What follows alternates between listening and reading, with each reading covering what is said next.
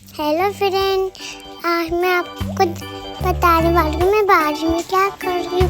मैं बारिश में नई गोवा पे जा रही हूँ, तो मैं ऐसे घूम रही हूँ और मैं लुक गई और मैं नई गोवा बोल रही हूँ और मैं बारिश में नहा रही हूँ।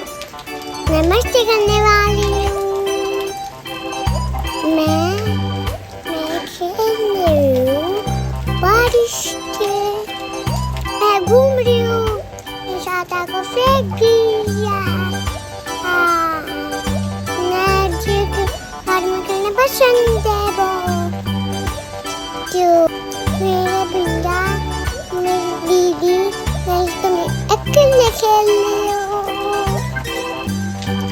मैं घूम रही हूँ और छाता को हमें पकड़ रही हूँ और इसे खेल रही हूँ।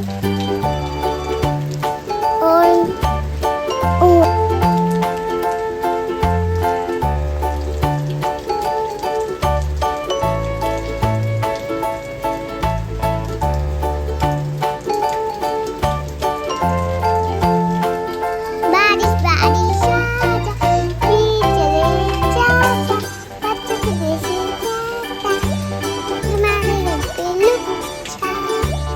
बारिश बारिश